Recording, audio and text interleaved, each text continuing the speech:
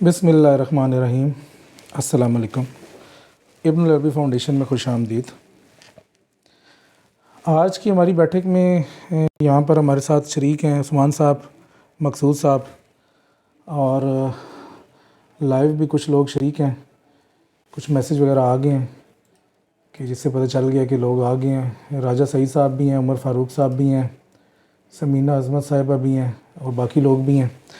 تو بس شروع کرتے ہیں۔ 6:30 کا ٹائم تھا تو یہ ٹائم بھی مکمل ہو گیا، تو بس اس کو شروع کرتے ہیں۔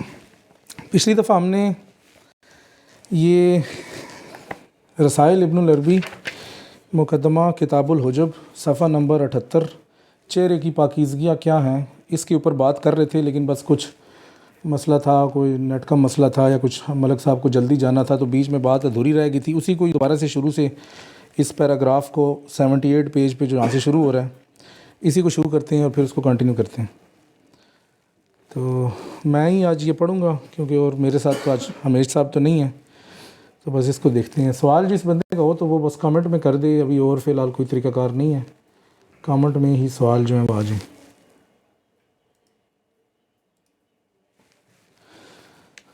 بسم اللہ الرحمن الرحیم۔ فتوحات مکیہ میں سوال نمبر 115 میں، فتوحات مکیہ کا ایک باب ہے جس میں شیخ نے، ایک بزرگ تھے حکیم ترمذی، انہوں نے ایک کتاب لکھی تھی ختم الاولیاء کے نام سے۔ اس کتاب میں انہوں نے کوئی 150-200 سوال کیے اپنے دور میں، 300 سال، یہ داتا صاحب سے بھی پہلے کے بزرگ ہیں، انہوں نے 200 ہیں یا 150 ہیں تقریباً سوال کیے، اور وہ اتنے مشکل سوال تھے کہ انہوں نے کہا کہ یہ میں سوال کر رہا ہوں، جو مجھے اس سوالوں کا جو بندہ اس سوالوں کے جواب دے دے گا وہ خاتم الاولیاء ہوگا۔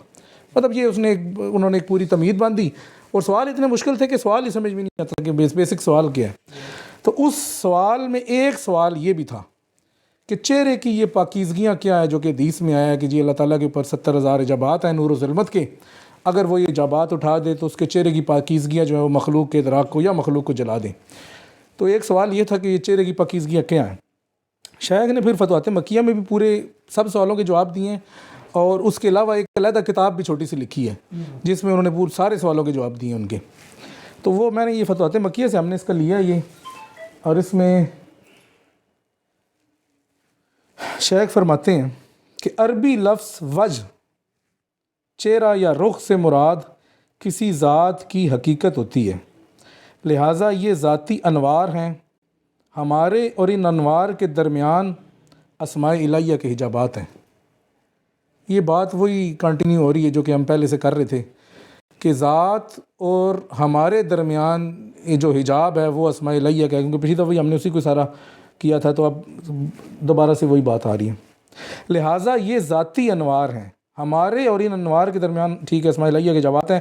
اسی لیے تو اس نے کہا کل شیء ہالک الا وجہہ، ہر چیز فنا ہونے والی ہے سوائے اس کی حقیقت کے۔ اب اس آیت کی لوگوں نے مختلف طرح سے ترجمہ کیا ہے۔ کچھ لوگوں نے کہا کہ جی اللہ تعالیٰ کے سوا ہر چیز فنا ہونے والی ہے، اور کچھ لوگوں نے یہ بھی کہا ہے کہ ہر چیز یعنی کہ وہ بذات چیز جو ہے وہ فنا ہو جائے گی لیکن اس چیز کی حقیقت قائم رہے گی۔ تو شیخ نے یہ دونوں ترجمے فتوحات میں ذکر کیے ہیں۔ سورہ رحمان میں بھی ہے نا کہ بے شک ہر چیز نے فنا ہونا، وہ تیرے رب کی ذات ذوالجلال نے، ہاں وہ باقی رہنا ہے اس نے، وَيَبْقَى وَجْهُ رَبِّكَ ذُو الْجَلَالِ وَالْإِكْرَامِ، صحیح ہے۔ لیکن میں خیر بتا رہا تھا کہ یہ اس چہرے کی ایک تعویل ہے۔ عمومی زبان میں ان پاکیزگیوں سے مراد تنزیہ کے انوار ہیں، اور تنزیہ کا مطلب اس پاک ذات سے ہر اس شے کی نفی کرنا ہے جو اس کے لائق نہیں، اور یہ عدمی احکام ہی ہیں کیونکہ در حقیقت عدم ہی اس ذات کے لائق نہیں۔ یہ میرے خیال میں ہم ادھر ایوب پارک میں جب پچھلی دفعہ بیٹھے تھے تو ہم نے یہ پیراگراف ادھر پڑھا تھا۔ تو اس میں شیخ یہ کہہ رہے ہیں کہ چونکہ وہ ذات وجود ہے تو اس سے تنزیہ اس چیز کی ہو سکتی ہے کہ جو وجودی چیز نہ ہو، اور وجودی چیز جو نہیں ہوگی وہ عدمی چیز ہوگی۔ تو ہر وہ عدمی چیز، یہ بالکل جنرل سی اس میں وہ کر رہے ہیں تشریح کہ وہ عدمی جو بھی احکام کہہ لیں یا عدمی چیز کہہ لیں وہ اس ذات کے لائق نہیں ہے، اس کو اس سے اس کی تنزیہ کی جائے گی۔ یہی مقام حیرت ہے، کیونکہ وہ وجود کا عین ہے تو اسے کسی وجودی امر سے منزہ نہیں کیا جا سکتا۔ اب یہ یہاں پر پتہ نہیں بات سمجھ میں آ رہی ہے کہ نہیں آ رہی، لیکن یہ بات بڑی امپورٹنٹ ہے کہ شیخ کے نزدیک جو عدم اور وجود ہے نا، اس کی ایک علیحدہ سے بحث چلتی ہے، جس میں وہ یہ کہتے ہیں کہ اللہ تعالیٰ کی اس ذات کا چونکہ وجود ہے تو ہر وجود کی اصل وہ ہے، اور اس ذات کی چونکہ وہ معدوم نہیں ہے تو ہر معدوم یا عدم سے اس کی تنزیہ ہے۔ پھر وہ یہ ساری چیزیں بھی اس میں لے آتے ہیں کہ وجود میں آپ کو جو بھی، وجود کو خیر کہہ دیتے ہیں، نور بھی کہہ دیتے ہیں، عدم کو شر بھی کہہ دیتے ہیں، ظلمت بھی کہہ دیتے ہیں، لیکن وہ جنرل پرنسپل یا جنرل اصول یہی رکھتے ہیں کہ جو چیز بھی وجود ہے اس کو منزہ نہیں کیا جا سکتا، کیونکہ وجود اسی کا ہی ہے۔ اب وجود کی آگے صورت تو ٹھیک ہے، ہمیں پتہ ہے کہ صورت سے تو منزہ ہو سکتا ہے، لیکن اس صورت کو قائم کرنے والا جو وجود ہے وہ تو وہی ہے۔ تو اسی وجہ سے میرے خیال میں یہ وحدت الوجود کا جو نظریہ ہے نا، چونکہ شیخ وجود پہ زیادہ زور دیتے ہیں تو پھر لوگ وجود اور صورت کو بھی ملا دیتے ہیں، کہتے ہیں صورت بھی اسی کی ہے اور وجود بھی اسی کی ہے۔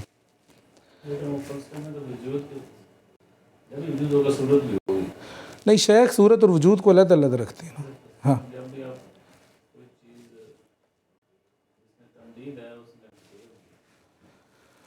اچھا، یہ صہیب خان صاحب کا سوال ہے، وجہ سے مراد الہو ہے۔ وجہ سے مراد شیخ نے بتا دی ہے کہ حقیقت ہے، حقیقت کو آپ اب جو بھی نام دے دیں وہ آپ کی مرضی ہے۔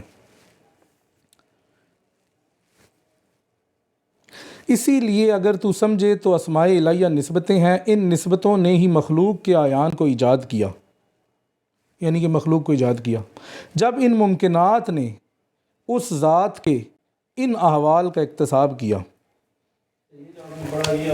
بڑا واضح آ گیا کہ اسماء نے اعیان کو ایجاد کیا۔ اعیان ثابتہ کی بات نہیں ہو رہی،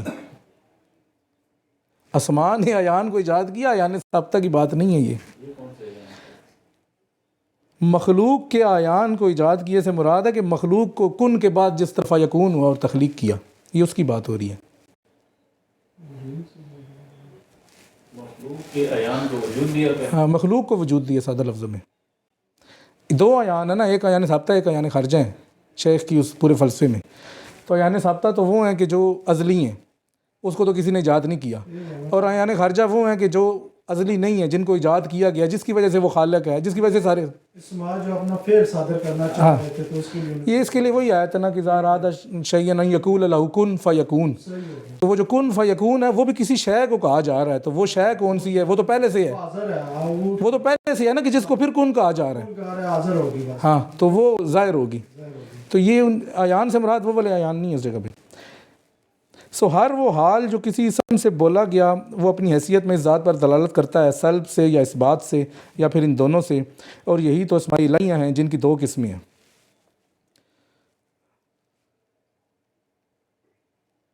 یعنی کہ جو بھی ہے اس ذات پر دلالت کرتا ہے، چاہے سلب سے کرے چاہے اس بات سے کرے، اور اس کی آگے دو قسمیں، ایک جو ہے سراپا نور ہے، یہ وہ اسماء ہیں جو وجودی امور پر دلالت کرتے ہیں، اور دوسری سراپا ظلمت ہیں، یہ وہ اسماء ہیں جو تنزیہ پر دلالت کرتے ہیں۔ اچھا، یہ شیخ نے جو اب یہاں پر اسماء کو نور اور ظلمت میں تقسیم کیا نا، تو پھر اس کے بعد آگے وہی حدیث لے کے آئے کہ بے شک اللہ کے لیے نور اور ظلمت کے 70,000 یا 70 حجابات ہیں۔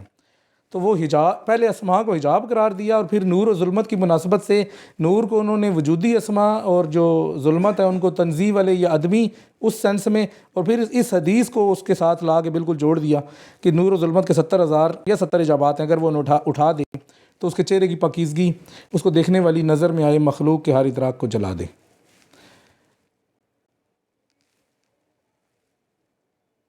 یہاں پر بیسیکلی شیخ کی اسماء کو حجاب کے مطلب دیکھیں نا، کیونکہ اوپر بھی حجاب کا ذکر کیا، بعد نیچے بھی کیا، تو حجاب کے ہی کانسیپٹ میں ذکر کر رہے ہیں۔ مطلب دیکھیں وہ جس طرح سے اب وہ بیان کرنا چاہ رہے ہیں، چونکہ بیان ابھی اس حدیث کی شرح مقصود ہے، سوال یہ تھا کہ یہ چہرے کی پاکیزگیاں کیا ہیں، تو اس کو وہ پھر اسماء الہیہ کے حوالے سے بیان کر رہے ہیں شیخ اکبر۔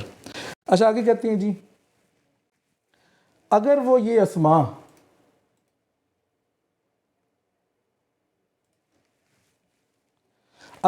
اسماء الہیہ اٹھا دے تو حجابات بھی اٹھ جائیں گے، اور اگر یہ حجابات اٹھ جائیں جو در حقیقت اسماء ہی ہیں، تو ذات کی عدیت ظاہر ہو جائے گی۔ تو یہ جو ذات کی عدیت کی جس کی ہم بات کر رہے تھے، تو یہ اس کے اوپر یہ سما حجاب ہے، اور اس کی عدیت کے سامنے وجود سے متصف کوئی عین نہیں ٹھہر سکتی۔ یہ نقطہ ہے بنیادی جو شیخ کا پورا فلسفہ ہے نا، کہہ لیں جو بھی کہہ لیں، کہ وہ شیخ یہ کہتے ہیں کہ جب ذات ظاہر ہوگی تو مخلوقات ظاہر نہیں ہو سکتی، اور جب مخلوقات ظاہر ہوگی تو پھر ذات ظاہر نہیں ہو سکتی۔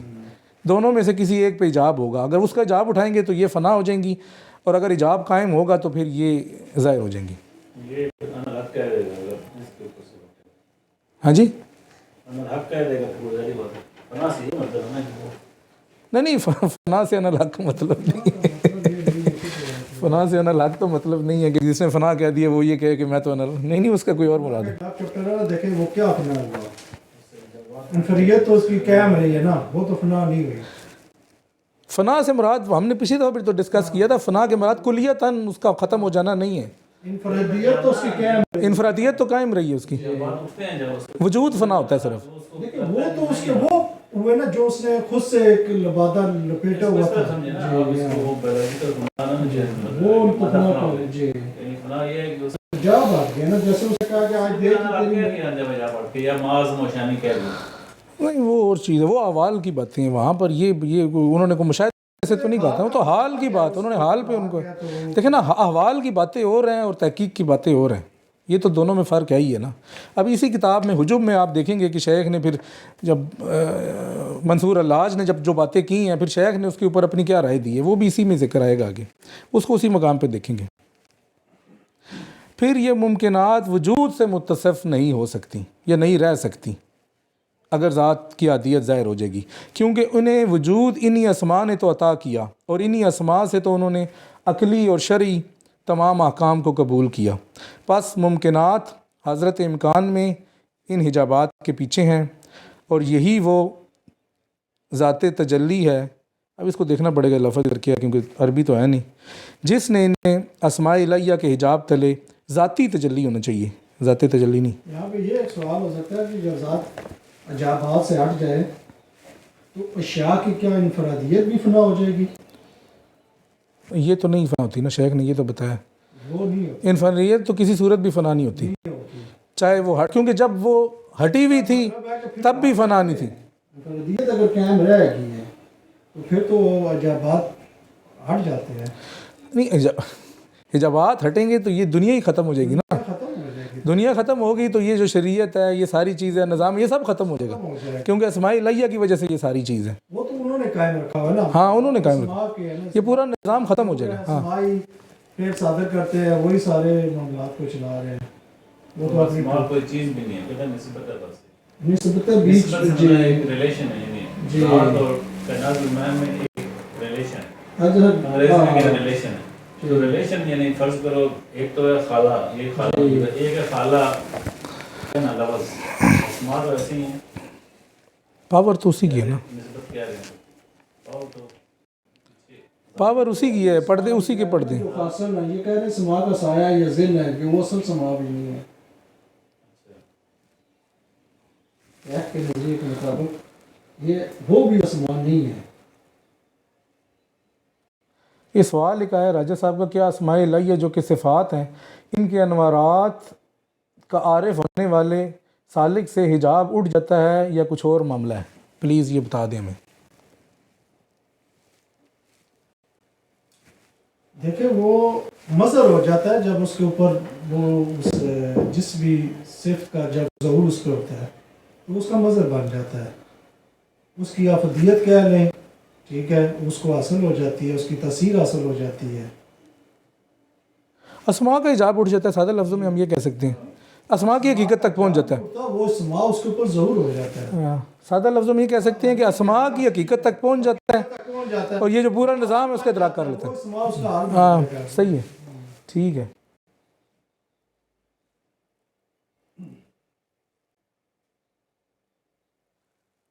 کیا اللہ تعالیٰ کے لیے بھی 70,000 حجاب ظلمت کے ہیں؟ ذرا اس پر غور و فکر کریں, شکریہ. جی اللہ تعالیٰ کے لیے یہ حدیث کے الفاظ ہیں, ہم اپنی طرف سے کچھ نہیں بتا رہے. عمر فاروق صاحب آپ یہ حدیث میں دیکھ سکتے ہیں, شیخ تو صرف حدیث کو کوٹ کر کے اس کی ایک تعویل بتا رہے ہیں کہ کس طرح سے ہیں. اصل میں وہ کہہ رہی ہیں کہ ظلمت کے کس طرح ہو سکتے ہیں, شاید ان کے ذہن میں یہ سوال ہے. اصل میں یہاں پر ظلمت کو آپ جو وہ عدم کے معنوں میں لیں, اور جو نور ہے اس کو وجود کے معنوں میں لیں. اور چونکہ اسماء تو ویسے ہی وجود نہیں رکھتے جیسا کہ شیخ کا کلام ہے, تو بیسیکلی تو سارے اسماء ہی عدمی ہیں یا نسبتیں ہیں. تو وجودی اس میں سے وہ ہیں کہ جو وجود پر دلالت کرتے ہیں, اور جو دوسرے ہیں وہ تنزیہ پر دلالت کرتے ہیں. سادہ لفظوں میں اس کا یہ جواب ہے. پس ممکنات کے آیان نے عقلاً اور شرعاً علم باللہ میں صرف ان اسماء سے ہی تعلق بنایا. اچھا یہ دیکھیں نا، تعلق کی آپ بات کر رہے تھے، آپ کہہ رہے تھے کہ ایک تو ادراک جاننا یا اس کو معرفت کرنا یہ اور چیز ہے، پس ممکنات کے آیان نے، مطلب یہ جو ممکنات ہے ساری مخلوقات ہیں، عقلاً اور شرعاً علم باللہ میں صرف ان اسماء سے ہی تعلق بنایا. مطلب یہ تو تعلق، شیخ تو آگے تعلق کو نہیں لے کے جا رہے کہ پہلے اسماء کا تعلق ہے پھر ذات کا تعلق ہے، یہ جو وہ تو کہہ رہے ہیں کہ بس اس سے آگے تعلق نہیں بن سکتا. یہ سادہ لفظوں میں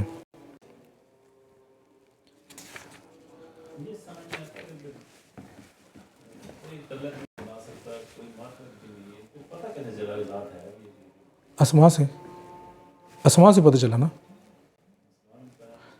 صحیح بات ہے، اسماء خالی اسماء نسبتیں تو ہیں، لیکن یہ نسبتیں دیکھیں خود معدوم ہے لیکن وجود بھی دے رہی ہیں. تو اصل یہ نسبتیں ہیں تو پھر ذات کی علم حاصل ہوا، ذات ہی ہے، جب نسبت تو کوئی چیز نہیں ہوتی. یہی تو نقطہ ہے نا. شیخ کہہ رہی ہیں کہ شیخ نے تو خیر واضح کہہ دیا نا، لیکن جو بھی ہم اس پہ بات کر لیتے ہیں کہ نسبت ہوتی ہے دو چیزوں کے درمیان، ایک مخلوق ہوگی ایک خالق ہوگا، اس کے درمیان جو لنک ہے وہ نسبت ہے نا. تو شیخ کہہ رہے ہیں کہ جو مخلوق ہے وہ اپنے لنک تک ہی بس رہ سکتی ہے، خالق تک نہیں جا سکتی. جو ہے وہ immaterial چیز ہے، ہاں وہ بھی یہ بھی بتا رہے ہیں کہ لنک کا وجود کوئی نہیں ہے، وہ ایک عدمی چیز ہے. سیدھا جا کے ذات کے پاس پہنچ گیا. پھر اس میں کیا ہے بتانے کا، شیخ سمجھانے کا وہ ہے نا. یہ صہیب خان صاحب بھی کہہ رہے ہیں ظلمت سے مراد تنزیہ تجلی ہے. یہ عمر فاروق صاحب، اس کو آپ پڑھ لیں، میسیج ہم نے کیا. اچھا جی آگے چلتے ہیں. فتوحات مکیہ میں فرماتے ہیں جہاں تک حجابات عنایت کی بات ہے تو یہ مخلوق پر رحمت کے حجابات ہیں. یہ حجابات اس کے چہرے کی پاکیزگیوں کو اس بات سے روکتے ہیں کہ وہ دیکھنے والے کی نگاہ میں آئے مخلوق کے ادراکات کو جلا دیں.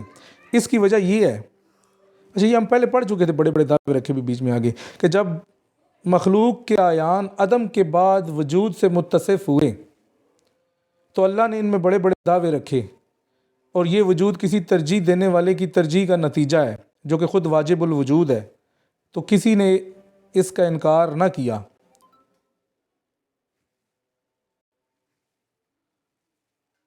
یہ پچھلی دفعہ بھی سارے ڈسکس کر چکے تھے، اس کو ہم کنٹینیو کرتے ہیں ذرا. اگرچہ اس کے متعلق ان عبارات میں ناموں کا ہیر پھیر ہے، مثلاً طبیعہ، دہر، علت وغیرہ، لیکن ہے تو یہ وہی. وہ یہ سمجھتے ہیں کہ یہ وجود اگرچہ اخذ شدہ ہے لیکن انہیں حقیقتاً حاصل ہے، اور وہ یہ سمجھتے ہیں کہ ان کے آیان اسی اخذ شدہ وجود سے موجود ہیں. یہی تو حجابات کی وہ آیان ہیں جو خالق اور اس کی مخلوق کے درمیان ہیں. اصل میں شیخ یہ کہہ رہے ہیں کہ جو لوگ اس وجود کو بالاصل سمجھ لیتے ہیں یا یہ کہہ دیتے ہیں کہ اس نے دے دیا اور بس پرماننٹ حاصل ہو گیا اور اس وجود کی قوتیں بھی مجھے ہمیشہ کے لیے مطلب میری ذاتی بن گئی، تو شیخ اس مقام پہ شاید وہ کہہ رہے ہیں کہ یہ آپ کی جو اصل ہے وہ تو عدمی ہے، آپ کو اپنی اصل پہ غور کرنا چاہیے، اور اس وجود کی جو بھی قوتیں ہیں، یہ جو وجود ہے، اس وجود کو آپ کو اسی کی طرف ہی لوٹانا چاہیے جس نے دیا ہے. تو اس کی جو پاورز ہیں اس کو اپنی نہیں سمجھنا چاہیے مخلوق کے لیے. مطلب یہ سادہ لفظوں میں اس کا یہی ہے. اچھا جی آگے، اگر وہ یہ حجابات عام عوام سے بھی ویسے اٹھائے جیسے اس نے اپنے چند خواص سے اٹھائے، تو اس کی ذات کے انوار جنہیں چہرے کی پاکیزگیاں بھی کہا جاتا ہے اس شخص کی نگاہ میں آئے موجودات کے نایان کو جلا کر رکھ دے. مطلب اس کی نظر حق کے وجود کے سوا موجودات میں وجود کا ادراک کرتی ہے، اور یہ ہر اس شے کو زائل کر دے جس میں دعویٰ ہو، اور پھر واضح ہو کہ وجود تو صرف حق کا ہے نہ کہ غیر حق کا. وہ جو زائل کرنا اور جلانا تھا اس سے مراد کیا تھی شیخ نے؟ تو شیخ نے تو بڑی اچھی بات کی ہے. شیخ نے یہ تو نہیں کہا کہ بالکل جلا دے. شیخ کہہ رہے ہیں کہ جو ہم نسبت کر دیتے ہیں کہ جی، اوپر بھی یہی بات کی نا کہ جو لوگ سمجھتے ہیں کہ یہ وجود ہمیں پرماننٹ حاصل ہے یا علیحدہ سے حاصل ہے اور اس کی قوت ذاتی قوت ہے، تو کہتے ہیں کہ جب وہ چیز ظاہر ہو جائے تو وہ یہ جو تمہیں نظر آ رہا ہے نا کہ یہ ذاتی اس کی ہیں، وہ اس سب کو ختم کر دے گی اور تمہیں پتہ چل جائے گا کہ ذاتی کسی کا بھی نہیں ہے، ذاتی صرف اس کا ہے. تو یہ میرے خیال میں اس جگہ پہ بناتے ہیں. وہ پورا ادراک ہو جاتا ہے کہ وجود اس کے قبضے میں ہے، وہ قابض ہے ہمارے پورے وجود پہ اور کیسے ہے. تو پھر جب اس چیز کا ادراک ہوتا ہے تو وہ خود سے تو پھر کسی چیز کا دعویدار رہتا ہی نہیں نا، بس دعوے ختم ہو جائیں سارے مخلوق. ختم ہو جاتے لیکن ہیں. ہمارے وجود میں اور ہماری ذات میں کیا فرق ہے؟ ذات تو یعنی ثابتہ ہے نا، جس طرح کہ ہم پہلے سے بتایا ہوا ہے. کس میں؟ مثلا ایک بندہ ہے نا، جیسے فرض کرو مقصود صاحب بیٹھے ہیں، اب ان کا وجود کس کو کہیں گے اور ذات کس کو کہیں گے؟ مثلا ان کا ٹانگیں، ہاتھ، پاؤں، دل، کلیجہ، یہ سارا وجود ہے؟ نہیں، وجود تو وجود وہ والا ہم کہتے ہیں شیخ کے کلام میں جو کن کے بعد ہے، اور ذات اسے کہتے ہیں جو کن سے پہلے ہے. نہیں، ابھی ہم تجزیہ کرتے ہیں. ان کا دماغ بھی وجود کا حصہ ہے، ٹھیک ہے؟ سارا ہی ٹوٹل وجود ہے، خالی دماغ نہیں. ذات ان کی کون سی ہے؟ ذات ان کی شیخ کے نزدیک تو یعنی ثابت ہے، باقی یہ خود بتا سکتے ہیں. موجود ہے نا صاحب؟ ملک ہے، شاید ملک کیا ہے، میری ذات ملک ہے. وجود بھی ادھر ہے، دونوں موجود ہیں. ذات بھی ادھر ہے، وجود بھی ادھر ہے. آپ یہ بات ٹھیک کہہ رہی ہیں، لیکن دونوں میں فرق ہے. بس وہ پھر وجود نسبتیں ہی ہیں، بس وہ ایک کٹھے ہی سب کچھ ہے نا. جو کچھ اتنا اکٹھا ہو تو پھر تو ہر چیز اکٹھی ہو جائے نا. کچھ اس کو اس ماڈرن لینگویج میں کچھ تو بتانا چاہیے نا کہ یہ والا نہیں، بتا تو دیے انہوں نے، شیخ نے تو کھل کے بتا دیے کہ کن کے بعد جو کچھ ہے وہ وجود سے، اور کن سے پہلے جو نہیں، وہ تو پھر اب میں کہہ رہا ہوں کہ اگر اس کی ڈیٹیل ایکسپلینیشن کرنی ہو تو موجودہ ٹرمینالوجی میں ایک بندے کو کس حصے کو وجود دیں گے، کس کو اس کی ذات دیں گے. یہ تو پھر آپ ہی کریں گے اس طرح کی ایکسپلینیشن، کیونکہ اس طرح کی ایکسپلینیشن ہم سے تو نہیں ہو سکتی. ملک صاحب آپ کو ایڈ کرنا چاہیں تو کر لیں. نہیں، میں وہ الفاظ ڈھونڈوں. اچھا ٹھیک ہے. لیکن یہ ہمیں یہاں پر یہ پتہ چل گیا کہ جو پیچھے حدیث میں تھا کہ وہ چہرے کی پاکیزگیاں وہ جلا دیں تو ختم ہو جائے، تو وہ کیا چیز جلائیں گی؟ وہ صرف اتنا چیز جلائیں گی کہ آپ کو پتہ چل جائے گا کہ اس وجود میں آپ کا کچھ نہیں ہے، یا کسی بھی وجود میں، کسی بھی وجود میں آپ کے نہیں، مطلب پورے مخلوقات میں آپ کو یہ پتہ چلے گا یہ سارا وجود اس کا ہے. تو جتنے دعوے تھے وہ سارے ختم ہو جائیں گے. حقیقت ہوں کہ رائی کے دانے کے برابر اگر انسان کے اوپر یہ حال وارد ہو جائے نا کہ خدا میرے وجود پہ کتنا قابض ہے، تو اس کے ویسے ہی دعوے ختم ہو جائیں گے. نہیں، پھر آپ دیکھو نا، نہیں، لیکن حال وارد ہوگا تو ختم ہوگا نا. جس کا وارد نہیں ہوگا اس کے تو ختم نہیں ہوگے. بہت جذباتی ہے، لیکن اس کا مطلب ذات جو ہے نا وہ آپ کی اپنی ہے تو وجود اس کا ہے. ہاں جی، یہ کہہ رہے ہیں. وارد ہو جائے گا تو آپ کی ذات کو تو کوئی فرق نہیں پڑے گا. ذات کو نہیں فرق پڑے گا، وجود کو پڑے گا نا. وجاوے وجود سے ہے نا، ذات سے نہیں ہے نا. آپ سارے وجود سے ہیں، سارے دعوے وجود سے ہیں. پاور وجود کے اندر ہے، اس کی ذات میں تو کوئی پاور نہیں ہے. ذات تو بالکل اسی طرح سے ہی ہے. بندے کی ذات میں کوئی پاور نہیں. وجود ہی نہ ملے آپ کو تو ذات کہ آپ کی کیا کری؟ ادب میں کیا پاور ہے خود بتا لیں. اصل میں پھر وہی بات ہے، ذات اور وجود دیکھنا پڑے گا. ذات کے پاس کیا ہے، وجود کے پاس کیا ہے. نہیں، وہ تو خیر دیکھا ہوا ہے نا، شیخ کے نزدیک تو واضح ہے. اچھا جی، آگے کہتے ہیں پھر واضح ہوا. ذات کا جو ہے نا وہ میرے خیال میں خاموش طبیعت ہے. عدم، شیخ کے نزدیک تو عدم ہے، مطلب عین ثابتہ ہے، عدم ہے. وہ اپنے اس کے پاس پہ وہ موجود ہے. اس کے پاس حقیقی پاور نہیں ہے، اپنی ذاتی پاور کچھ نہیں ہے، ذاتی طاقت نہیں ہے کچھ. وہ اس وجود سے جو ہے نا وہ عجابات میں آ گیا ہے. جو ہے نا، آپ کہہ رہے ہیں ذات اور وجود میں کیا فرق ہے، تو اس کا سادہ لفظوں میں یہ ولا حول ولا قوت الا باللہ، کہ ہر ہول اور ہر قوت، ہر طاقت جو ہے وہ اللہ سے ہے. یہ ہو گیا وجود.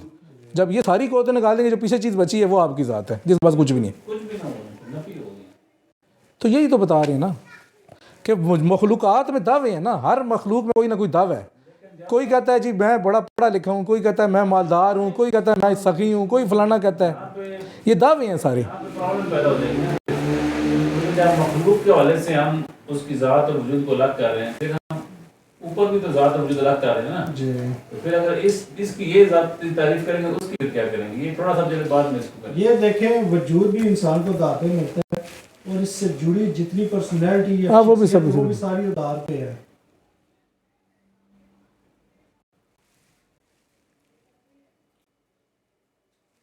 سوال یہ ہے کہ جب خالق اور مخلوق، سعید راجہ صاحب کا سوال ہے، جب خالق اور مخلوق کے درمیان پائے جانے والے تعلق کو نسبت کہیں گے، اور پھر یہ بھی کہ مخلوق خالق کے ساتھ کسی بھی صورت میں نہیں مل سکتی، مطلب ذات کے ساتھ، اسماء سے تو مل سکتی ہے، تو پھر وہ لوگ جو کہتے ہیں قطرہ سمندر میں جا کر سمندر بن جاتا ہے، تو قطرہ کیسے سمندر بن سکتا ہے؟ یہ بتائیں جی.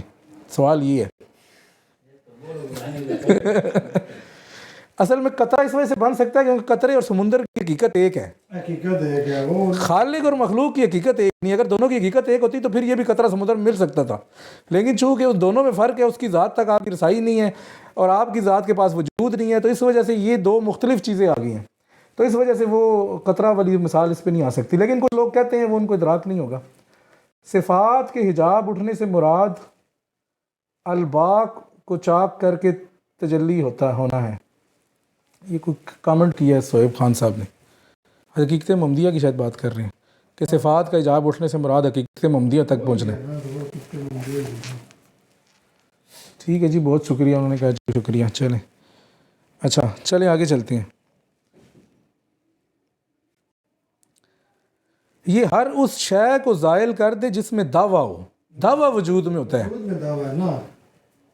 اور پھر واضح ہو کہ وجود تو صرف حق کا ہے نہ کہ غیر حق کا، اور اس نے اس نابود کرنے کو جلانے سے تعبیر کیا ہے. مطلب یہ جلانے سے تو ایک ٹرم ہے نا، بیسیکلی براد اس سے یہ ہے، کیونکہ پاکیزگیوں کو جب انوار کہا تو پھر انوار تو جلائیں گے نا، وہ تو کچھ اور تو نہیں کریں گے، اور انوار جلاتے ہی ہیں.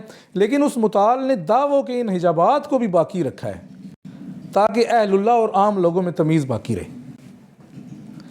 دعوے کرتے ہی ہیں، جیسا آپ کو بھی پتہ ہے ساری دنیا میں لوگ دعوے کرتے ہیں، ہر طرح کے دعوے ہیں. بلکہ شیخ نے ایک زبردست جملہ بھی کہا تھا، مجھے بڑا پسند آیا جب سے سنا ہے. شیخ نے کہا ہے کہ ریاکاری کا سبب دعویٰ ہے، دکھاوے کا سبب دعویٰ ہے.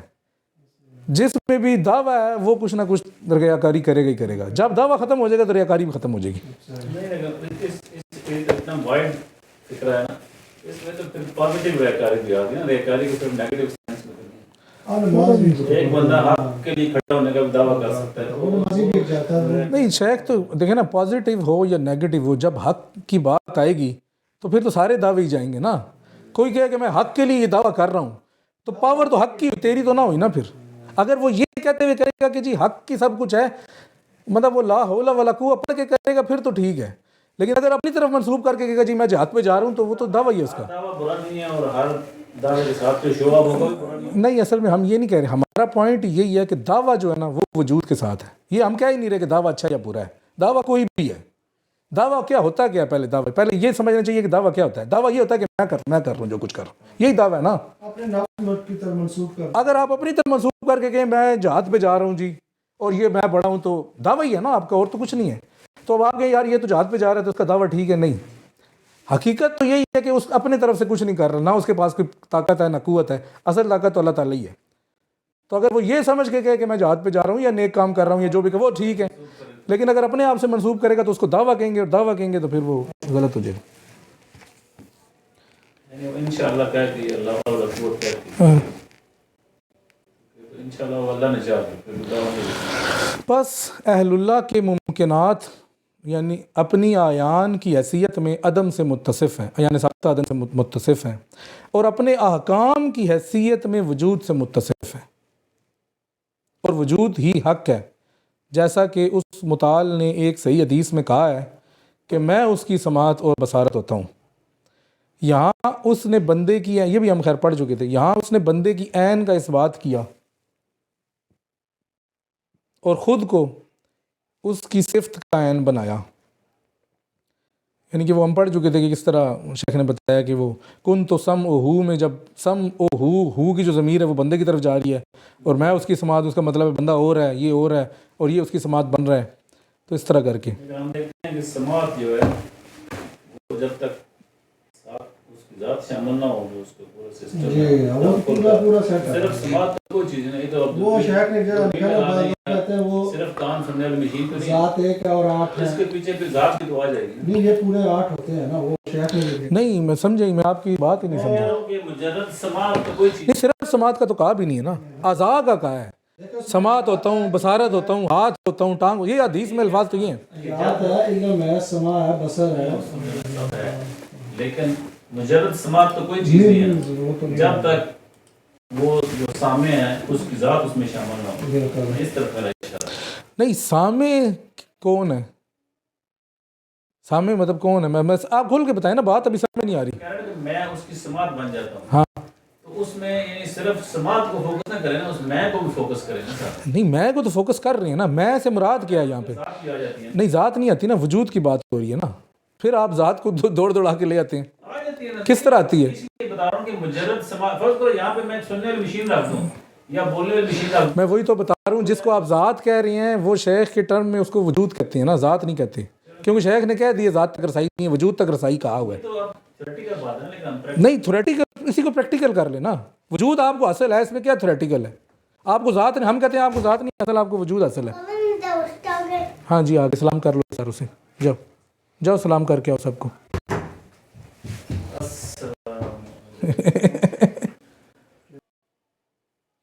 بس ممکن کی عین ثابت ہے. اب یہ عین ثابت جو آ گئی اور غیر موجود ہے. احمد آپ چلو بیٹا، چلو بیٹا، چلو چلو چلو. اور غیر موجود ہے، دو چیزیں آ گئی. غیر موجود ہے، یہ موجود نہیں ہے اس کا. ہاں جی، عین ثابت کا تو وجود نہیں ہے نا. موجود یہاں موجود کی اس معنی میں کہہ رہا ہوں. ہاں وجود کے معنی میں کہہ رہے میں ہیں نہیں کہہ رہے کہ ممکن کی عین ثابت ہے اور غیر موجود ہے. یہ اردو والا موجود ہے یا عربی والا موجود ہے؟ اردو والا بھی عربی والا ایک ہی ہے فرق. اردو میں تو موجود بھی وہ کے معنی میں ہے. وجود کے معنی میں کہہ رہے ہیں نا، حاضر کے معنی میں بھی کہہ سکتے ہیں، حاضر نہیں لیکن ویسے وجود کے معنی میں. چلو احمد آؤ آؤ آپ کو. تو پھر آرام سے چپ کر کے بیٹھو. ادھر بیٹھ جاؤ، بیٹھ جاؤ، انکل ماریں گے نہیں تو. یہ والے انکل بہت سخت مارتے ہیں. اچھا جی، یہ سوال آیا ہوا ہے، سوال ہے کہ پتہ نہیں کامنٹ آیا ہوا ہے صہیب خان صاحب کا. فرعون نے اپنی طرف منسوب کر کے کہا انا ربکم الاعلی، اور منصور الحاج نے حق کی طرف منصور کیا کہ انا الحق، حق کی طرف خود کو منسوب کیا. یہ پتہ نہیں شاید ان کا کامنٹ ہے، اب کیا ہے جو بھی ہے. اچھا جی، سعید راجہ صاحب کہہ رہے ہیں سماعت اور بصارت تو خالق کی صفات ہیں جو مخلوق کو عطا کی گئی ہیں، جن کا مظہر مادی طور پر آنکھ اور کان ہے جو تشبیہ ہے، جبکہ سمیع اور بصیر تنزیہ ہے. کیا ایسا ہی ہے یا کچھ اور بات ہے؟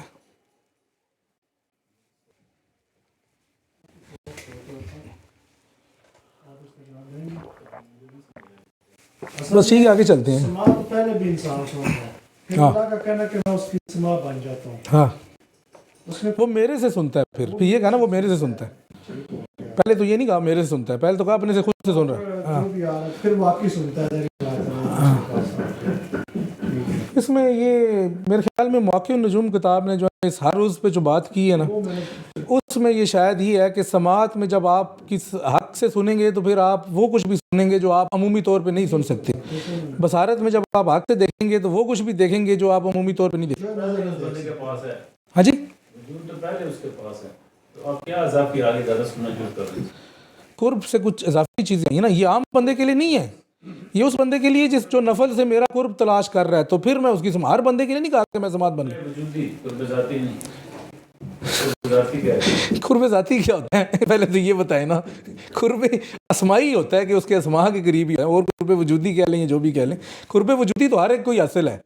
اس نے کہا کہ میں آپ کی شارک سے بھی قریب ہوں، تو وجودی طور پہ تو آپ اس سے قائم ہیں. بندے کو ٹاسک دیتے ہیں، وہ پورا کر دیتا ہے، تو آپ کہتے ہیں یار میرا اس اعتماد جو ہے نا، میرا اس پہ بھروسہ ہو گیا ہے، اعتماد اس نے میرا ٹھیک لیا ہے. ٹھیک ہے، تو اب بندے کے اندر جو اعتماد کا ایک اس نے ویلیو رکھی ہوتی کہ بھیا اعتماد اس نے یہ کام پورا کر دیا، اس کے اعتماد پہ جب وہ اترا ہے تو اس نے اس کو پاس کر دیا. میں آپ ایک بندے کو کام دیتے ہیں، ٹھیک ہے، مطلب ایک اسمان نے اس کو وجود دیا پہلے، ٹھیک ہے، اس سے ایک دم سے ٹھیک ہے، اس کو پہلے حاصل ہے، سنتا بولتا بھی ہے. اب کیا چیز اضافی ہوئی کہ وہ اب اس کو قرب ملا ہے نا. اس چیز کو تو پہلے ہے اس کا پہلے وہ جو قرب ہے وہ تو سب کو ہی ملا ہوا ہے نا. وہ تو قرب عام ہو گیا. وہ تو عام قرب ہے جو سب کو حاصل ہے، چاہے مومن ہے، چاہے کافر ہے، چاہے کوئی بھی مخلوق ہے. اب اس کو خاص قرب مل رہا ہے. جب وجود ہی اس کا وہی ہے، اسماء والا تو قرب کا کیا تعلق ہو، جب چیز ہی وہی ہے. یہ حدیث قدسی ہم کل پڑھ رہے تھے نا، اس کے حاشیے میں ہم نے اس کا سارا ذکر کیا. شیخ نے کچھ لکھا یہ اس کا مطلب ذاتی قرب والی بات ہوگی نا. پھر نہیں، قرب تو نہیں، ذاتی قرب پہ آپ خود ہی پہنچ گئے ہیں. جو وجودی ہے وہ تو وہ خود بذات خود وہی وجود تو وہ ہے. اسماء نے اس کو اللہ تعالیٰ نے قرآن مجید میں کہا ہے کہ وہ فلاں صفت والوں سے محبت کرتا ہے، صادقین سے محبت کرتا ہے، صبر کرنے والوں سے کرتا ہے، مطلب مختلف صفات کا ذکر ہے. تو آپ کہیں کہ یار اب اس کو کیا ایگزیکٹ مل رہا ہے، اضافی مل رہا ہے صفت، وہ تو وجود تو اس کے پاس پہلے ہی ہے، تو صفت ہی مل رہی ہے. آپ یہ کہیں گے اس کو صفت ہی مل رہی ہے نا، وجود تو اس کے پاس پہلے ہی ہے. تو یہ پھر کیا چیز ہے جو قرآن میں ذکر کیا گیا، جی صبر کرنے والوں سے محبت کرتا ہوں، یا فلاں چیزوں سے محبت کرتا ہوں، یا سچ بولنے والوں سے، یا یہ وہ جیسے وہ بھی تو کچھ چیزیں ہیں نا. انبیاء کو جب ان کی آزمائش مزید، تو انبیاء تو وہ تھے لیکن مزید درجات پہ چلے گئے وہ، اور قرب حاصل کیے. ابراہیم علیہ السلام کو جب اس نے کہا یہ اسماء کا قرب ہے جس کو کہا گیا کہ تخلقوا باسماء اللہ. محمد عطا ہوئی، وہ مزید قرب حاصل کر گیا. یہ جو حدیث بیسیکلی جاتی ہے نا، یہ اسماء کے تخلق کی طرف جاتی ہے. یہ اسماء کا شیخ کے نزدیک، تو کیونکہ حدیث میں ہے کہ اللہ تعالیٰ کے اسماء یا کردار یا اخلاق کو اپناؤ، تو اس سے مراد یہی ہے کہ جو بندہ، کیونکہ مواقع النجوم کتاب میں شیخ میں لکھا ہے نا کہ اس کتاب میں کہ جب وہ نیکی کا کوئی عمل فرض سے زائد کرتا ہے، ایک تو وہ ہے نا فرض ہے لمیٹڈ کرنا ہی کرنا ہے، جب اس کو اس سے زیادہ کثرت سے کرتا ہے تو پھر اس کے اوپر زیادہ اثرات لوٹتے ہیں نا، تو زیادہ اثرات لوٹتے ہیں تو اس کے اوپر زیادہ مطلب اس کو زیادہ فائدہ ہوتا ہے. تو یہ پھر اس میں اسماء میں پھر اس کے پاس ایکسٹرا پاورز کہہ لیں یا جو بھی کہہ لیں، کیونکہ یہ جو چیزیں آئیں گی تو یہ پھر کشفی چیزیں آئیں گی نا، یہ تو نہیں ہوگا کہ بس میں بھی دیکھ رہا ہوں آپ بھی دیکھ رہے ہیں دونوں برابر ہیں، پھر فائدہ تو فرق تو کوئی نہ ہوگا. اچھا لیکن ابھی بات ہماری ادھر چل رہی ہے ممکن کی عین ثابت اور غیر موجود ہے جبکہ صفت ثابت اور موجود ہے، یہی صفت عین واحد ہے. صفت مطلب صفت تو ایک ہی ہے نا، دونوں میں سمیع ہے اور بصیر ہے، عین تو مختلف ہیں. اگرچہ یہ اپنی نسبتوں میں ایک سے زائد ہو تو یہ نسبتوں کی کثرت ہے. پس یہ سماعت، بصارت اور ان کے سوا اس عالم کی تمام قوتیں ہیں، جیسے فرشتے، انسان، جن، معدنیات، نباتات، حیوانات، زمان، مکان، جگہ، معقول اور محسوس. شیخ نے کہا کہ تمام عالم میں بھی جو کچھ ہے نا، مطلب دیکھیں نا کسی کو بھی کچھ بھی ملے گا تو ادھر سے ہی ملے گا. تو شیخ نے کہا کہ یہ سماعت، بصارت اور ان کے سوا اس عالم کی تمام قوتیں ہیں. اس عالم کی ہر قوت ہی حق تعالیٰ سے ہے. بس سادہ لفظوں میں یہ ہے، چاہے فرشتے ہو گئے، انسان، جن، معدنیات، نباتات، حیوانات، زمان، مکان، جگہ، معقول اور محسوس، کوئی چیز رہ نہیں گئی پیچھے. اسماء سے ہی ہے نا، اسماء اور صفات، کیونکہ سماعت اور یہ صفات کی بات آ گئی، اسماء بھی ہیں صفات بھی ہیں. اچھا جی، ہر صفت میں تنزیہ اور تشبیہ دونوں ہیں. الہو میں صرف تنزیہ ہے. سعید راجی صاحب کہہ رہے ہیں جی بالکل ہر مخلوق کی آنکھ اور کان نہیں بنتا، صرف قرب والوں میں سے کسی خاص آدمی کو وہ چیز ملتی ہے.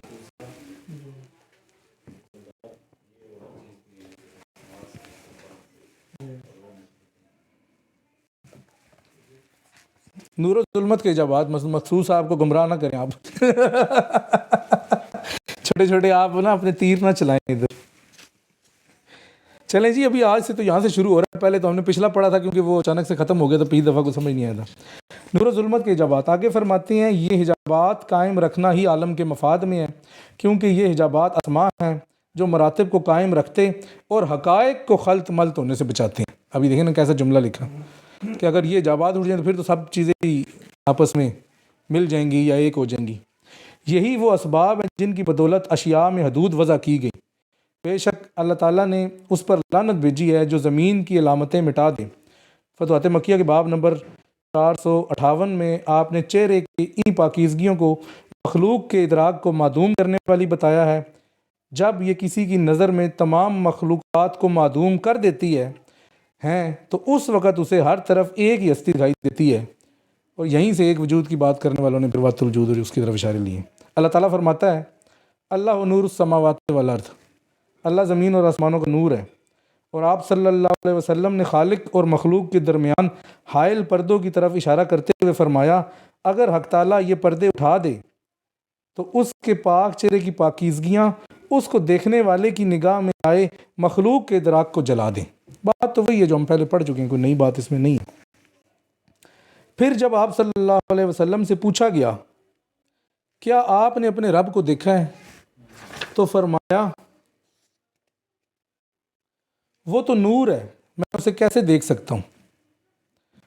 اس میں عربی لفظ میں اب یہ عربی لفظ میں ترجمہ ہے، شیخ نے خود ہی لکھا ہوا ہے اس جگہ پہ کہ پوچھا گیا کہ دیکھا ہے تو اس کے فرمایا کہ نور انا اراہ، نور انی اراہ.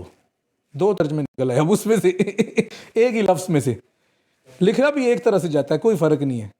پرانے زمانے میں جب لکھتے تھے تو وہ یہ کہ نیچے دو نقطے بھی نہیں ڈلتے تھے اس دور میں. یہ تو اب جدید عربی میں آئے ہیں نا، صرف تلفظ سے آگے سارا معنی نہیں بدل جاتا. لیکن شیخ انا راہو کے معنی کو لے کر چلتے ہیں اور خود لکھتے ہیں فتوحات میں کہ کچھ لوگوں نے انی راہو کا معنی بھی لیا ہے اس سے، لیکن خیر شیخ نہیں لیتے اس کو، کسی اور سینس میں انہوں نے بعد میں ذکر کیا ہے. اچھا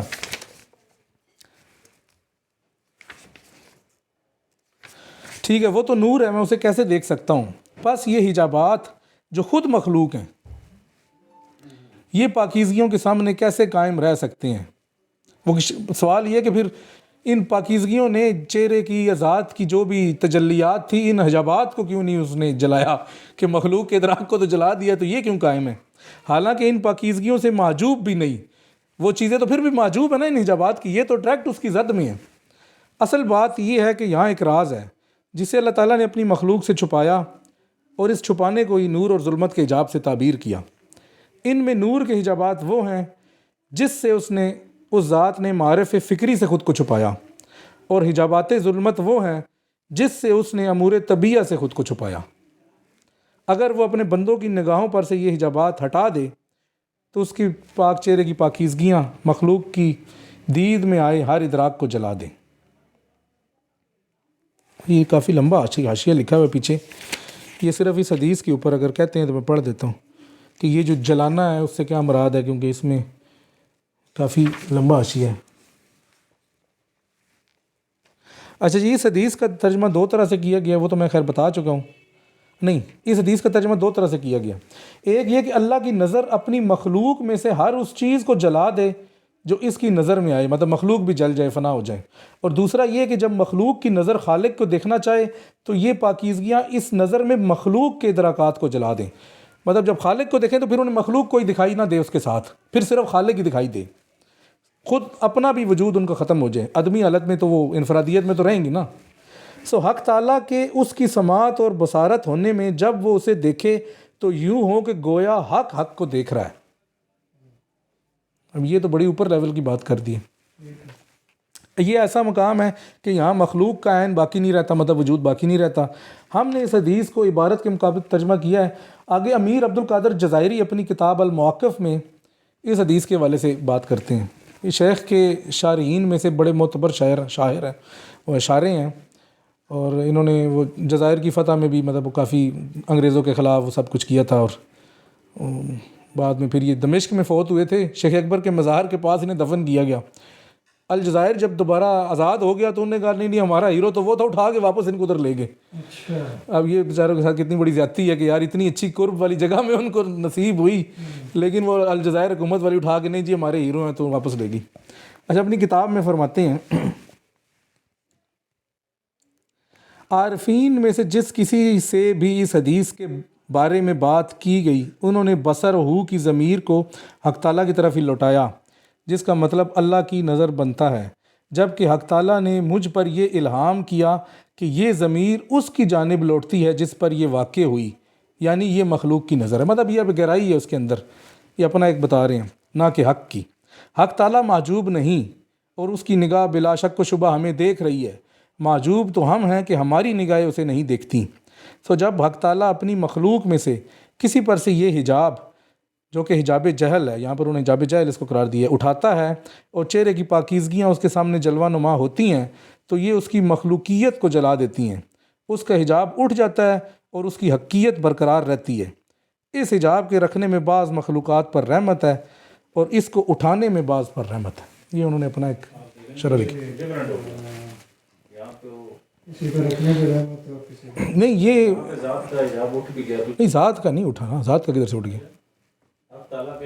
حق تعالیٰ کہہ رہے ہیں، مطلب آپ اتنا تو سمجھیں گے نا، یہ وجود کی بیسیکلی تو بات ہو رہی ہے نا۔ نہیں مطلب یہ تو اب آپ اس کو دینا چاہیے، لیکن جو کانٹیکسٹ میں بات ہو رہی ہے شیخ اکبر کے کانٹیکسٹ میں تو یہ اسی طرح سے بات کر رہے ہیں۔ ویسے بھی یہ امیر عبد القادر جزائری کا میں قول ابھی پڑھ رہا ہوں، شیخ کا نہیں پڑھ رہا۔ اس کی مزید وضاحت شیخ اکبر فتوحات مکیہ میں یوں کرتے ہیں، اب اسی کو کنٹینیو شیخ اکبر کس طرح کرتے ہیں۔ اگر حق تعالیٰ کی نگاہ بندے کی نگاہ سے مل جائے تو بندہ فوراً سے پیشتر فنا ہو جائے، مطلب اگر کوئی لائن سیٹ ہو جائے، وہ رابطہ کنیکٹ ہو جائے جس کو۔ یہ بھی معلوم ہے کہ حق اب بھی اپنی نگاہ سے بندے کو دیکھ رہا ہے، لیکن یہ بندہ اسے نہیں دیکھ رہا۔ ان دونوں باتوں سے یہ نتیجہ نکلتا ہے کہ جب دونوں نگاہیں ملتی ہیں تبھی مخلوق جلتی ہے۔ اس جہان کی حفاظت اسی میں ہے کہ مخلوق کی رویت میں یہ دونوں نگاہیں نہ ملیں، اسی لیے اس نے تجلی کے وقت کہا کہ کبریائی کی چادر اس کے چہرے پر ہوگی جو کبھی نہیں اٹھتی۔ دیکھیں نا، شیخ ہر چیز کو واضح کر کے چلتے ہیں۔ ابھی دیکھیں نا، شیخ نے اینڈ پہ وہ کیوں لکھ دیا کہ کبریائی کی چادر ہوگی، کوئی نہ کوئی حجاب برقرار ہے، چاہے نگاہیں مل بھی رہی ہیں تب بھی۔ ہم اپنی نگاہوں سے حق کو جب کبھی دیکھیں گے تو اسی طرح سے دیکھیں گے جس طرح سے وہ ہمیں نہیں دیکھتا، وہ ہمیں ڈائریکٹ دیکھتا ہے، ہم حجاب کے پیچھے سے ہی دیکھیں گے، جیسا کہ وہ ہمیں ویسے دیکھتا ہے جیسا ہم اسے نہیں دیکھتے۔ ابھی اس میں تو کوئی مسئلہ ہی نہیں ہے، بات بالکل کلیئر ہے۔ ہمیش ملک صاحب سب کو سلام کہہ رہے ہیں، پتہ نہیں کدھر بیٹھے ہیں، یہ میسج ان کا ہے۔ چلیں جی آپ کا میسج پہنچا دیا ہے. یہ جلانا ایک کم تر نور جس میں وہ ہیں یا جو وہ ہیں کو برتر نور میں ملانا ہے. جیسے ستاروں کی روشنی سورج کی روشنی میں گم ہو جاتی ہے. اب یہ دیکھیں کیسی مثال آ گئی. جب سورج کی شعاع کسی ستارے کی روشنی پر غالب آ جائے، حالانکہ اس وقت بھی اس ستارے کی روشنی باقی ہوتی ہے، تو کہا جاتا ہے یہ ستارہ جل گیا. اس سے مراد اس کا معدوم ہونا نہیں بلکہ دیکھنے والے کی نگاہ میں اس کی عین کا ایک حال سے دوسرے حال میں تبدیل ہونا. مطلب دیکھنے والے کی نگاہ میں وہ چیز ختم ہو گئی. اپنی حقیقت میں تو برقرار ہے نا، وہ تو ختم نہیں ہوتی. عین ثابت تو کبھی بھی ختم نہیں ہوگی. پس حکم کے چلے جانے سے اسم بھی چلا گیا. لکڑی تو لکڑی ہی ہوتی ہے، لیکن جب یہ جل جاتی ہے تو اسے کوئلہ کہا جاتا ہے، جبکہ جوہر تو ایک ہی ہے. یہ تو معلوم ہے کہ ستارہ اب بھی اسی طرح روشن ہے، لیکن ہم اپنے ادراک کی کمزوری کے باعث اسے نہیں دیکھ پا رہے. اگر وہ ذات علماء پر سے یہ حجابات اٹھا دے تو انہیں اپنا آپ اسی کا عین دکھائی دے. اور یہ کہ معاملہ تو ایک ہی ہے. وجود کی بات ہو رہی ہے نا، وہ کہیں گے سب کو ایک ہی وجود حاصل ہے تو ہمیں بھی یہ بھی ایک بڑا دعویٰ آ جاتا ہے کہ اگر مجھے اسی کا وجود ہے تو پھر تو میرے اندر بھی پتہ نہیں کیا کیا ہے. لیکن جب اس نے کچھ لوگوں پر سے یہ حجابات اٹھائے اور انہوں نے اپنی ذوات کو ایک ذات دیکھا تو کسی نے ان اللہ کہا اور کسی نے سبحان ہی کہا. کچھ لوگوں سے، سب سے تو اٹھائی بھی نہیں نا. کہتے ہیں اس نے کچھ لوگوں پر سے یہ حجابات اٹھائے اور انہوں نے اپنی ذوات کو ایک ذات دیکھا. اب یہ نقطہ بڑا اہم ہے شیخ کیا یہاں پر اب وہ نہیں کہہ رہے کہ وہ علیحدہ تھے یہ علیحدہ تھا. انہوں نے دیکھا ان کو تو سب ایک ہی نظر آیا. جب ایک نظر آیا تو پھر اس وقت ٹائم کسی نے ان اللہ کہا یا ان الحق کہا. ان الحق آپ کہہ لینا منصور نے جو کہا، اور دوسرے نے سبحانی کہا. سبحانی ما اعظم شانی. یہ بات کر رہے تھے نا، جب بڑھتا ہے تو پھر وہ کیا جاتا ہے. جی جب مطلب وہ جلنا چلنا تو نہیں ہے، تو واضح ہو گیا کہ ہٹ جاتے ہیں. جب خود ہی آپ نے پڑھا نہیں، میں نے تو جو پڑھا ہے وہ تو آپ سمجھ نہیں نہ رہے. جب اس کو نقطے کو سمجھے نا شیخ اس جگہ پہ کیا کہہ رہے ہیں. جب اس نے کچھ لوگوں پر سے یہ حجابات اٹھائے اور انہوں نے اپنی ذوات کو ایک ذات دیکھا. اب یہ جو نقطہ ہے شیخ تو اس بات کو نہیں کہتے کہ یہ ہو سکتا ہے، لیکن کہہ رہے ہیں کسی حال کے غلبے تلے آپ دیکھ سکتے ہیں نا کہ وہ ایک ہی میں ہی وہی ہوں، یا وجود پہ ہی آپ ذات کا اطلاق کر سکتے ہیں نا. مطلب کرنے میں اگر آپ ڈفرینشیٹ نہیں کریں تو آپ کر سکتے ہیں وجود پہ ذات کا اطلاق. کوئی روکے گا تو نہیں آپ کو اس کیفیت میں جہاں پر آپ یہ اکیلے ہی ہیں. کوئی آپ کو روکے گا کہ نہیں کیوں کر رہے ہو. حجاب اٹھایا نا، مطلب اسماء کے حجاب اٹھائے نا، اسماء کو حجاب ہم کہہ رہے ہیں. اسماء کی بات ہی کر رہے ہیں نا. حجاب اٹھا دیے ہو گیا، کیا کام ہو گیا. ذات کے ساتھ آپ کا تعلق بن گیا نا. چلیں جی آپ بنائیں. شیخ نے تو گنجائش نکال دی نا کہ آپ کے سامنے ایکسیپشن آ گئی. نہیں، شیخ نے تو کچھ اور بات کی ہے نا. شیخ نے تو یہ کہا ہی نہیں ہے کہ جس نے ان الحق کہا اور جس نے سبحانی کہا اس نے ٹھیک کہا. شیخ تو یہ کہہ ہی نہیں رہے. تو وہی تو اصل ایشو ہے نا. پھر وہ اس پہ جب آئیں گے، ابھی تو یہ بات کر رہے ہیں صرف، جب اس پہ آئیں گے کہ جس نے ان الحق کہا اس نے کیا دیکھا اور کیا کہا، اور جس نے سبحانی کہا اس کو بھی آپ پھر دیکھیں نا شیخ کیا کہتے ہیں. یا تو شیخ کہتے ہیں جی ٹھیک ہے جس نے ان الحق کہا اس نے ٹھیک کہا، میں بھی یہی کہتا ہوں، پھر تو آپ کہیں کہ بات وہی ہے. لیکن اس جملے پہ آپ نے غور نہیں کیا کہ جب انہوں نے اپنی ذوات کو ایک ذوات دیکھا، کیونکہ شیخ تو اپنی ذوات کو کسی صورت بھی ایک ذوات نہیں دیکھتے نا. شیخ نے تو پیچھے پورا فلسفہ یہ چلایا ہے کہ آپ کی ذات اور ہے، آپ کی وجود اور ہے. ذات جو ہے وہ فنا نہیں ہوتی، وجود جو ہے وہ واپس لے لیا جاتا ہے. جب وہ ذات اٹھائے گا تو وجود واپس لے گا، تو آپ کو ایک وجود نظر آئے گا. یہاں پر شیخ کوئی اور بات کر رہے ہیں. یہ ان لوگوں کے حال کی بات کر رہے ہیں، یہ شیخ کی اپنی بات نہیں ہے. اور باقی جو ہے وہ اس میں آگے ہم جب پڑھیں گے تو ہمیں پتہ چلے گا کہ منصور الحاج کے حوالے سے جو باقی چیزیں انہوں نے لکھی ہوئی ہیں نا، یہ تو نہیں ہے کہ انہوں نے چھوڑ دیا. اچھا، عوام سے یہ حجابات نہ اٹھائے گئے، لہٰذا وہ اس معاملے کی حقیقت سے بھی معجوب رہے اور آپس میں لڑتے جھگڑتے رہے، جبکہ عارفین ادب الہی کے تحت چپکے چپکے سرگوشیاں کرتے رہے. یہ ادب والے لوگ ہیں. یہ میرے خیال میں یہ ہو گیا. ایک اگلا ممکنات ہے، یہ بھی پڑھ دیں گا. ایک صفحہ اور پڑھ دیتے ہیں نا. یہ میرے خیال میں بات واضح ہے یہاں تک. تو آگے جی ممکنات بمعنی حجابات. اب یہ ہے، پہلے اسماء بمعنی حجابات تھے، اب ممکنات بمعنی حجابات ہیں. ہم پہلے دیکھ چکے ہیں کہ شیخ نے نور و ظلمت کے ان حجابات کو ایک تعبیر میں اسماء الہیہ قرار دیا ہے. اب اس دوسری تعبیر میں شیخ انہیں ممکنات قرار دے رہے ہیں. وہ سوال بھی ایک بندے کا آیا تھا نا کہ اللہ تعالیٰ سے ظلمت کے حجابات کس طرح ہو سکتے ہیں، تو یہ اب اس کی دوسری تعبیر آ رہی ہے.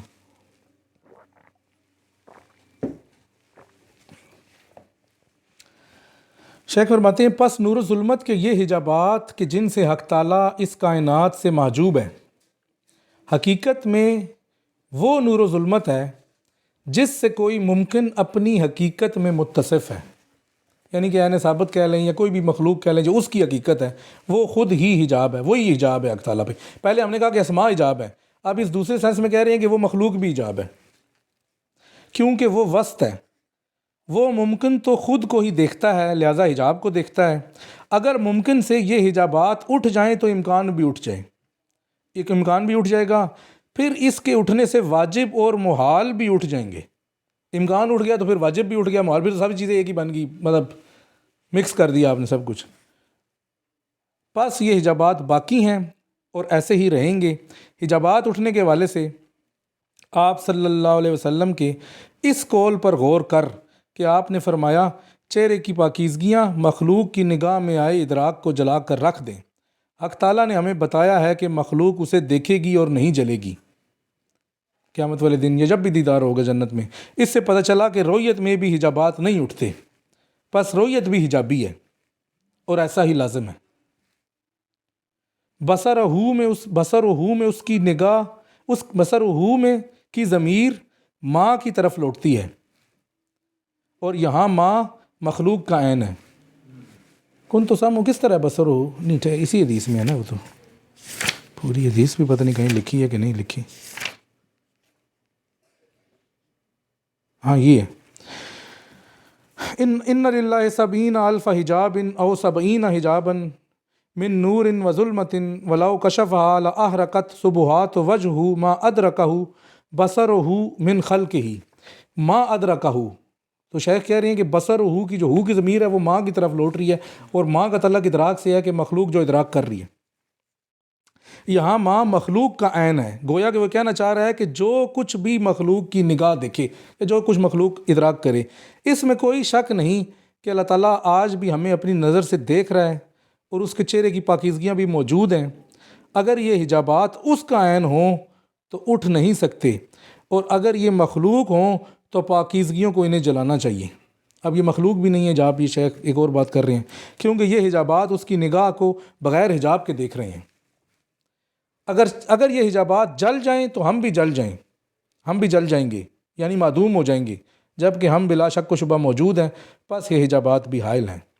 اگر لوگ اس حدیث کا مطلب جان جاتے تو خود کو جان جاتے، اور اگر خود کو جان جاتے تو حق تعالیٰ کو جان جاتے، اور اگر حق کو جان لیتے تو وہی انہیں کافی ہوتا، اور اسی کی طرف دیکھتے، نہ کہ زمین و آسمان کی اس بادشاہت کی طرف، کیونکہ جب ان پر معاملہ کھلا تو انہیں پتہ چلا کہ وہی اس زمین و آسمان کی بادشاہت کا عین ہے، یعنی اس کو قائم کر رہا ہے، وہی وجود ہے۔ جیسے حکیم ترمذی نے، اب حکیم ترمذی کا بھی ذکر کر دیا جنہوں نے پہلا یہ سوال کیا تھا جس کا یہ جواب بھی دے رہے تھے، جیسے حکیم ترمذی نے جب یہ جانا تو اس کشف الہی کے بعد اس ذات کو ملک الملک کے نام سے یاد کیا۔ تو یہ اگلا صفحہ بھی تھا۔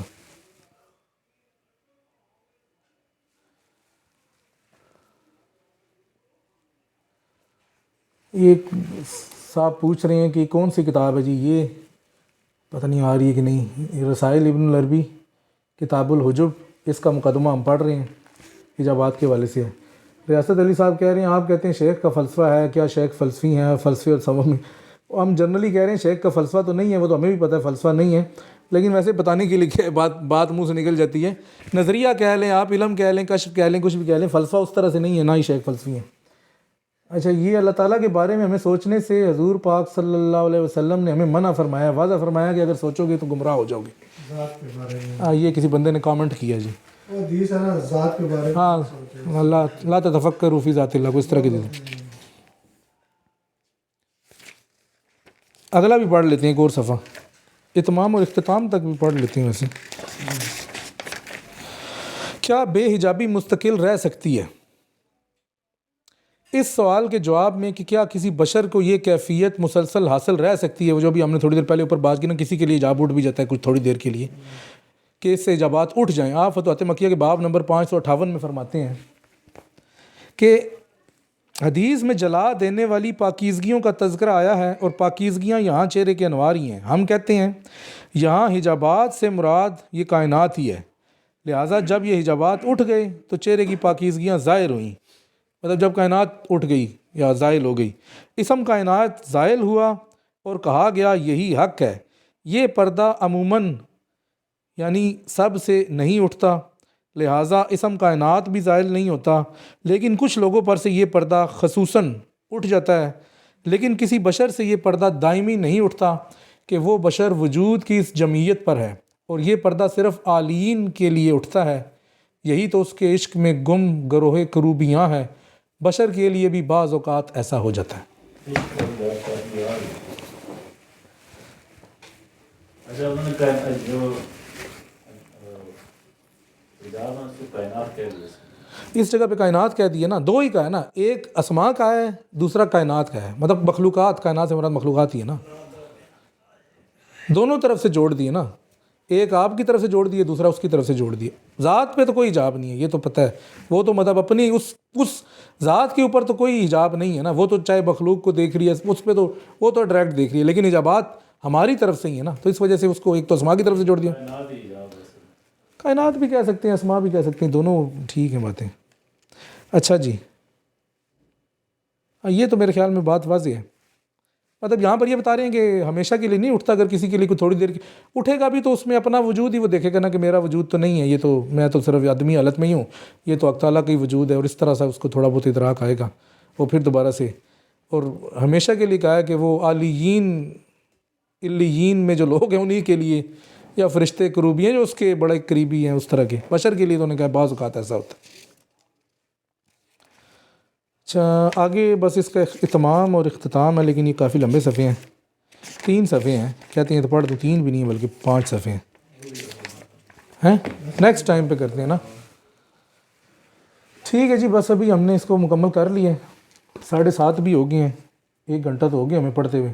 ابھی کسی بندے کا سوال اگر رہ گیا ہے تو وہ کر دے، کچھ تو ہم نے ساتھ ساتھ ہی بتا دیے تھے، تو ابھی سارے بندے جو ہیں وہ سوال کر سکتے ہیں، ہم اس کا سوال لے لیں گے۔ یہ کتاب تقریباً مقدمہ اس کا ختم ہو گیا، اب اس کے بعد جو نہیں ہے انشاءاللہ کتاب الحجب شروع ہوگی۔